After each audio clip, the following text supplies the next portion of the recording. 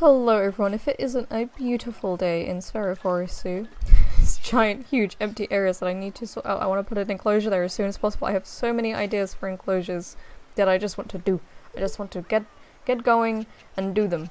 But I have other things to do. I want to make sure everything is just perfect. I want to make sure everything that we already has is perfect before we go ahead and do anything else. So last time, you may remember, we did a lot of work on the Zookeeper areas, and I'm going to continue working on that today.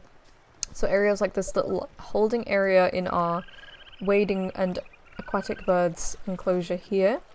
These are all various European birds. Yes. Various European water birds all in here, which you can learn about in their little shed area here. So you can see where they go, you can see where they go when they are migrating as well. A lot of these birds head to Africa when it is winter. When it is winter in Europe anyway, they're heading to warmer areas for the winter. Except for this guy, which seems to be South American, but they are introduced to other parts of the world. I have seen them in England, so they are definitely around. These guys. And we also have the common eider, which is pretty worldwide. It's a worldwide sort of coastal bird. So yeah, this is our bird enclosure. I've made my peace on how the dome pulls away from the fence like that, so I'm just gonna have to deal with that. Oh, we're already getting a bit of lag though. I think it's all these flowers, and all these people! I don't know how many people we have in the zoo right now, but quite a lot. Yeah, over 100. So as our fame goes up, we can expect to see more and more people. I think I'm not sure what the cap is. Maybe 400 people maximum. I don't really know. But for a small zoo like this, I mean, 100 people visiting in a day isn't like strange. That sounds pretty normal, actually. In fact, it's stranger that in large zoos, when we get to make really big zoos, you don't get like thousands of people descending on the zoo, especially if it gets, especially if it's the middle of the summer. You can expect to see quite a lot of people then.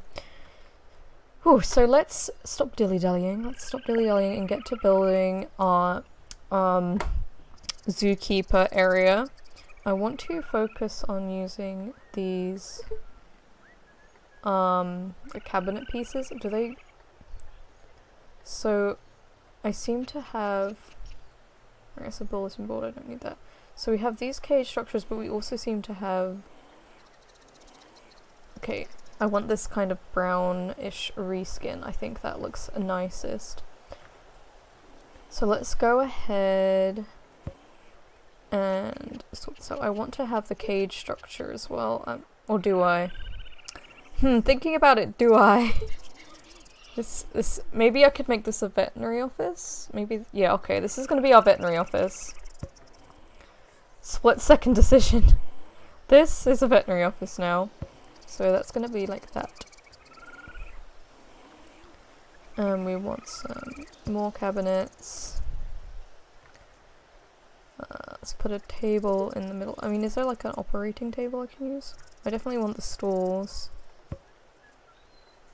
And the microscope. That's an important thing to have if you wanted to check for example, if an animal was not well. You would want to be checking to make sure that it is not got any parasites or anything in any of its samples. So you could check fecal smears there, you could check blood samples. There's all kinds of things that you'd want to look at if you were, trying to find out what was wrong with someone. I don't actually think I have the, medical kit installed, so I'm just gonna, I don't really want to install any more mods at this stage. I have so many. I want to use this at some point, but I don't know what for. It's just like a little mini aviary. So let's go ahead. There's a different table. It's like a dark counter. There we go, that's what I wanted.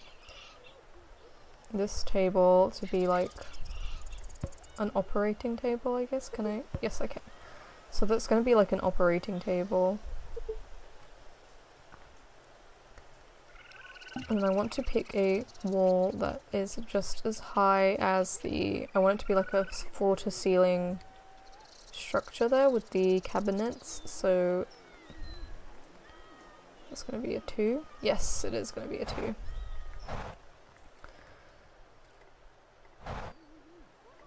And then extend all the way around. Obviously we want to have a way in. I think we should have some windows as well, just so we can get some light in here.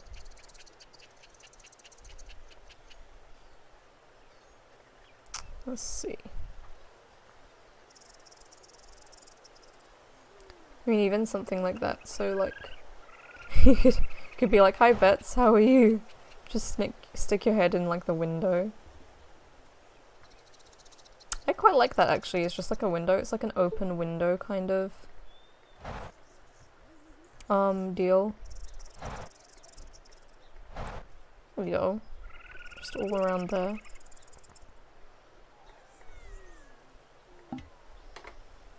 As always, I'm actually gonna finish decorating before I try and put the roof down in case the roof just completely annihilates everything that we've got going here.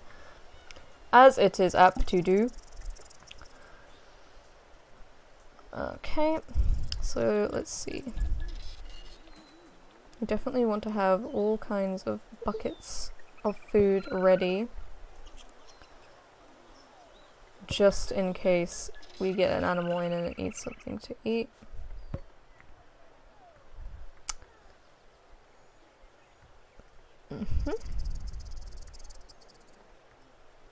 Definitely want the water as well. Maybe the water can go a bit more over here.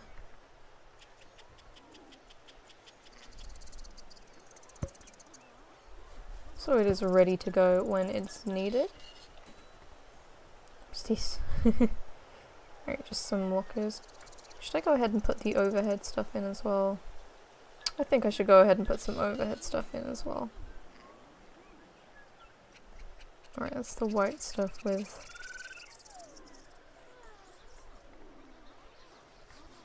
Yeah, this is a slightly different... That's the right one, I believe. There we go. And let's just have it all along that side. There we go. And then I want to... It's a lot easier if I just go over here and select it up. If I want to pick up all these maintenance tools, because it's just... I have so many items, it can be a bit of a slog trying to pull through everything to get it. And I said this was a vet area, but maybe I should just have this be the kind of collective zookeeper room where like food is prepared and everything. And we can have like a big veterinary building somewhere else. I feel like you need to have somewhere on site to where the animals can go to get veterinary care, because, you know, I'm having a bit of trouble. Maybe the other one's a bit easier. Yeah, you know, you want to have to be able to take your animals somewhere on site. You don't want to have to take them a really long way to see a specialist. You want to have a vet that you can have come to your zoo that can give your animals the care that they need.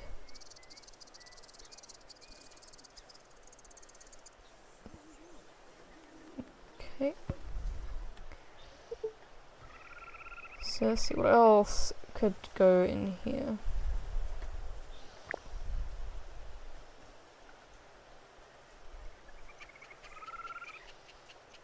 We've got the stalls.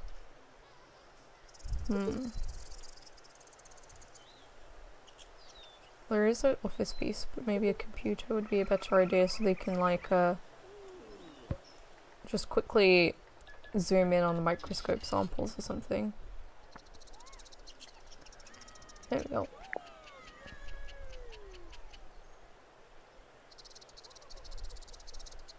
Okay, that does it do. That does the job pretty well. And then we want these toilet roll or paper towels even. Okay.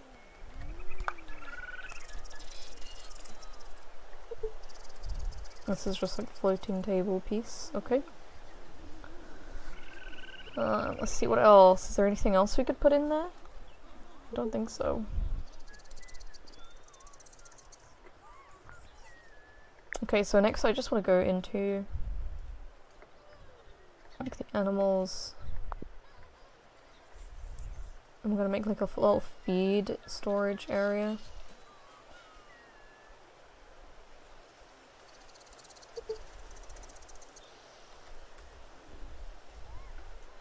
So let's have a look. I wish these look pushed against the wall a bit more, because these push against the wall perfectly, which is what we want.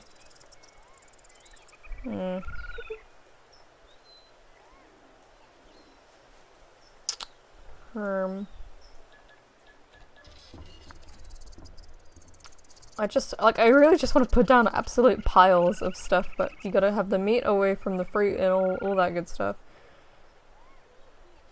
So I feel like I should definitely stick with feeding troughs and just have like a general kind of fruit and grasses one.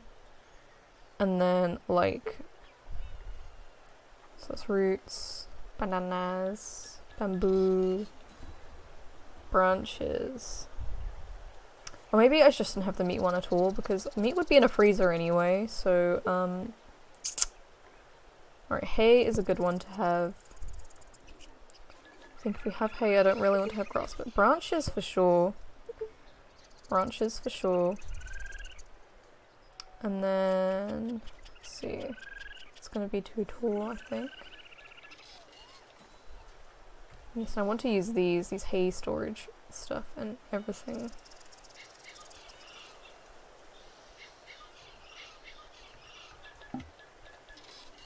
Alright, now animal enrichment. I just want to have all different kinds of toys for the animals to play with, just dotted around.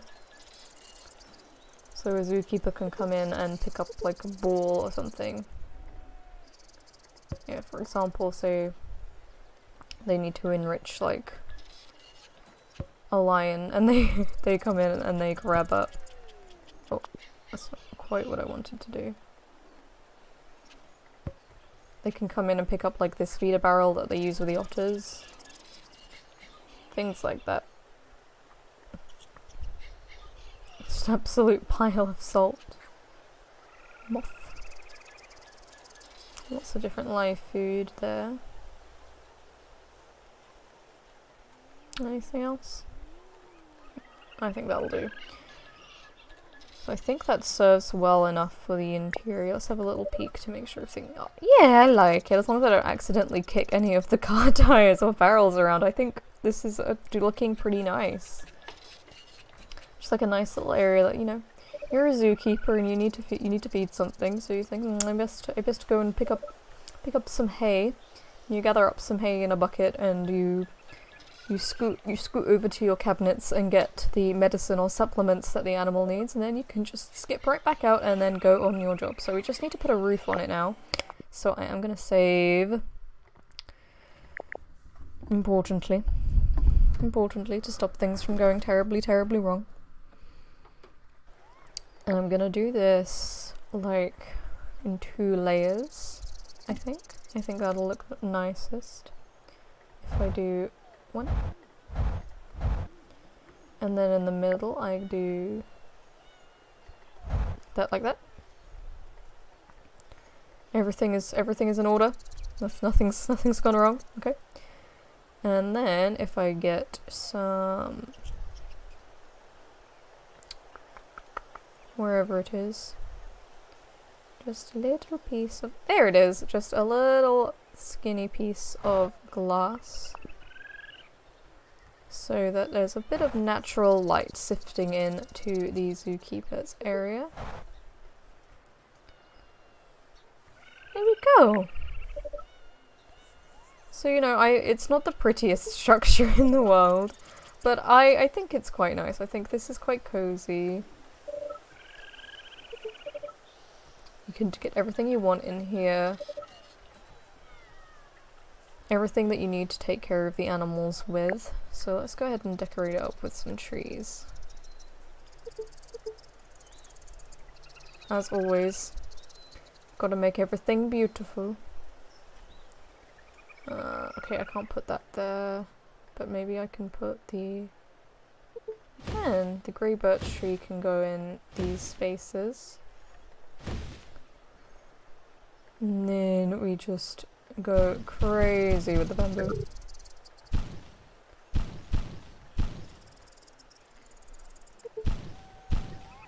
Here we go.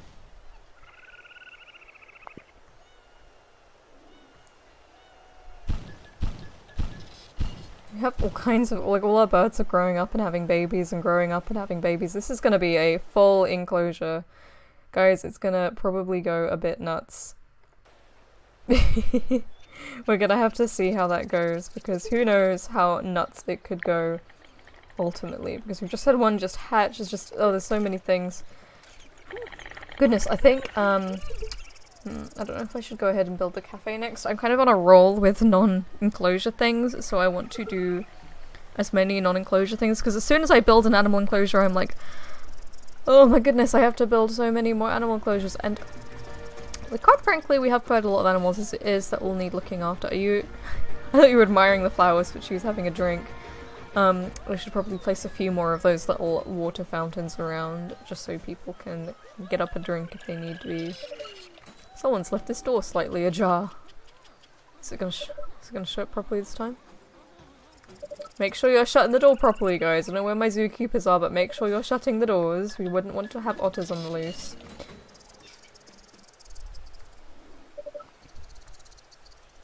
And this is the other one we did. So I'm really quite proud of these. These look quite nice. They kind of tie everything together, I think. I think it's nice to have, you know, little zookeeper areas that can just be popped into. Even if they're not necessarily, like, actually functional in-game. It doesn't have to be functional in-game. This is why I'm so excited for Planet Zoo when your, like, behind-the-scenes areas actually will be functional and zookeepers actually will pop in and prepare the diets. Which is such an important part of the day, because every animal has such specific nutritional requirements that, like, you can't just throw some, you know, meat in a bowl and give it to a lion and expect that to be a complete diet for that animal. It's really not that easy. This game oversimplifies it a lot. The fact that you can just throw in and be like, oh, you give them, they're a fish-eating animal, they eat fish in the wild, so I will just throw in, you know, some salmon and it'll be perfect. No. No, no, no. No, no. No, that's not how it works. For example, these otters, just to give you an example, these otters will probably be fed, you know, a mixture of dry dog biscuits are quite a common one with, animals that are carnivorous, because they have a lot of added vitamins and minerals that carnivores need. So dry dog biscuits, cat biscuits are another one that are quite common depending on the size of an animal, just because cat biscuits tend to be a bit smaller, or, you know, based on who they're related to. So you might get like some salmon flavoured dog or cat biscuits and give them to an otter. And then you'll also have, for example, you will have some fish, you'll have some mussels, it'll be quite varied. You'll need to make sure that it kind of fits the optimum nutrient profile of that animal, so there is an optimum nutrient profile of every animal that matches their needs and their natural diet as much as possible, because you could just import the fish that they would naturally eat in the wild. You could if you really wanted to, but that is very expensive. Like, you would be paying a lot of money just to import, like, fancy food for your animals. And let's face it, zoos do not have that kind of money. They really don't. Zoos cannot afford to import, like, super fancy, like, super specific diets for their animals. If they did that for every animal, they would have no money very fast. I'm gonna sneeze. Bless me! Goodness. It's all these flowers. All these flowers are making me sneeze. Um, so yeah, you might also have a little bit of fruit and veg in there, like just as supplements. You might have bits of crustacean, you'll just have all kinds of things. You'll have a complete mix, you'll have a nutrient analysis of all of the things that you put in the diet as well. And the thing is about feeding zoo animals as well, is there is no really proven diet that is most effective. This is like collaboration of zoos is the only reason that we have diet recommendations and things like that, because basically zoos just have to share like, oh, this worked, or oh, this diet made my animal have a deficiency, or this diet made my animals obese, or this diet was really good for solving this health issue, and going based on that. It's literally the way zoos function. I think people have this impression that zoo diets are like, you know, super scientific and everything, but they're really not. And you see all those signs in zoos are like, this animal is on a special diet, please do not feed, and everything. I mean, that's true, you definitely should never feed zoo animals, and they definitely are on a specially formulated diet, but that specially formulated diet has taken years of trying and testing and seeing what works and what doesn't. You can't just... Oof. You can't just throw whatever into an animal's enclosure and be like, okay, that should be fine. You really have to be careful. A lot of animals are prone to various nutritional diseases that you have to be wary of. Iron storage problems are a very common problem with zoo animals. Just because we can't replicate their diet exactly, it's really difficult to know whether or not what you're feeding them is actually perfect for that animal. And you know, it's really difficult to know that what you're feeding might not actually be perfect, but you know, it's something that is always being improved upon, it's something that's always being researched. And maybe someday we will find a way of being able to find the absolute perfect balance of diet. All the otters are out and playing. Hey babies! I kind of want to give them some... Oh, I didn't mean to just teleport over there. I kind of want to give them a few more toys, because it looks like they've lost their barrel. I think they've kicked it somewhere. So let's go ahead and give them a new barrel. I want to give them a new squeaky toy. Let's just give them a load of toys. They're very inquisitive, playful animals, and they deserve to have some toys, including this ice block with clams. Enrichment is so important as well, guys. I don't have to explain that. I'm sure you guys appreciate that just throwing animals into an enclosure, no matter how beautiful that enclosure is, they can still get really bored if there is nothing for them to interact with. If there is no, you know, variety in their life. Variety is the spice of life, as they say. You want to give them all kinds of toys that they can manipulate, that they can explore, that they can try and puzzle out to get food out of. I actually really want to try getting the deer, goodness, it's custom content, it's someone's mod that they made. That as it grows, it like sheds its antlers naturally, and the shed antlers, you can use them as enrichment. I want to have that specific deer. Does it? If I click, does it have a Zoopedia page? Most Arctic and temperate zone deer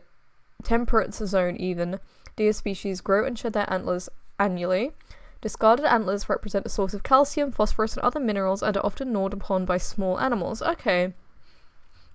I am really not sure what deer that came from. I think it's a musk deer. We'll have a look. Siberian musk deer. No. Is it the red deer? I'm gonna have to look that up. It might even be the fallow deer. It could be any of them. It could be any of them. I need to check because I want to have the one that specifically sheds its antlers. So we can get those antlers as enrichment items, and we can create like a little pile, like a storage of antlers that we can give to our animals. So maybe we could have like a big deer paddock. Maybe that's something we could have a jeep tour through. Maybe to see the deer you have to go on a jeep tour. Like maybe there's a jeep tour that runs in like a circle around here, and you can use it to get from, say, here to here. But like this back area is just like a forest. That would be awesome. I'll have to look more into that. So I don't want it to get like obtrusive and in the way, so I'm gonna have to really think about how I want to lay that out. Let's also fence up past these plants. Sometimes you just gotta do little things here and there just to tie things together and make everything look a bit more complete. Oh dear. All this talking makes my throat so dry. I'll have to get a drink in a minute. So let's maybe put some roses in this little space here. Oh, like some nice pink roses. No, I want them to be the same color. Yes, perfect. Some nice pink roses. That's okay. Oh, and I've missed a spot there.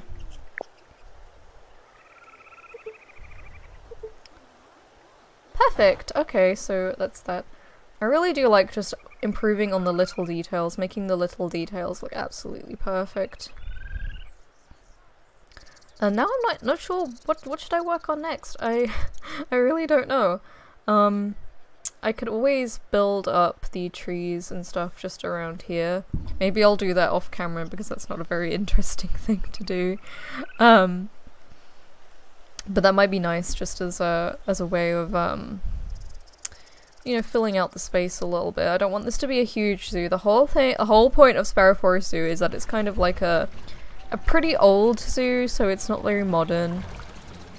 Some of the enclosures have been rebuilt to be a bit more modern, but all around it's just like a small little family zoo that you can walk around quite easily in like an hour. You know, see everything.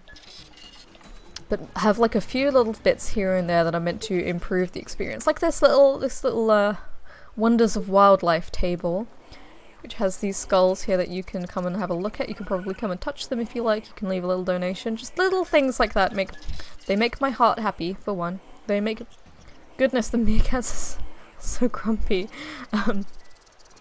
You know, little things like that make my heart happy. I'm really big on zoos being educational. Edutainment is such an important part of the zoo experience, and my favorite part of the zoo experience, it's just, oh, if I could spend my life, you know, working in a zoo, just giving educational talks about animals while also looking after them, I would love to look after them as well. That would make me so happy. But research is my main priority. Research and understanding and knowing all about animals is just what makes me happiest. So this is why I love Zoo Tycoon 2 so much. I get to build enclosures that I think suit the animals. I mean, this meerkat enclosure is not very big as far as meerkat enclosures go. But like, it's something that's based on, you know, what you would keep a meerkat in real life. It is, you know, it meets the standards. Obviously not in the game since they keep trying to kill each other, but you know, sometimes it happens. In this otter enclosure, like, oh, I love it so much. It's got such a big pool. I've never seen an otter enclosure that has a pool that big, but these are giant otters. They're very big, they're very social, they need a lot of space for their family. A lot of room to play. And they seem to be having lots of fun. They seem to be playing with their barrel, which is so cute. Oh, I love them. Let's get a little peeky peek at them. A little proper peeky peek at our little otters. Who I need to name still. Oh, just teleport away. I need to name still, so I need to think of some names for those guys. Or if you guys have any name suggestions, do let me know. I'm sure you'd love to have an otter that you've named in our zoo. And I think I need to do some naming everywhere pretty much. We have some unnamed animals around. Especially in the birds enclosure, that we have so many birds. I think it's getting pretty loud over there. I'm gonna have to really...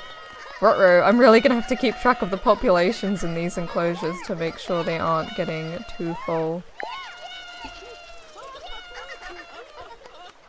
Whew. I'm pretty proud, like, you know, flaws aside, I am pretty proud of this idea, this design. I would like to put some paintings maybe up on... Let's do that now, actually. We've still got a little bit of time. Just to spruce up this little area a bit.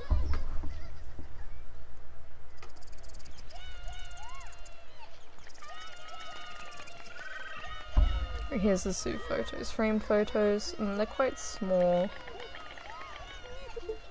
Let's go ahead. I think Sophie made some...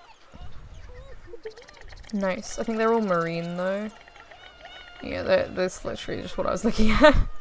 But she does have those paintings. There we go.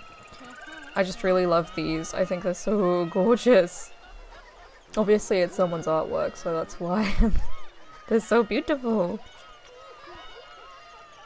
Let's have a look. Okay, bird. That's what we want. We want all these bird paintings.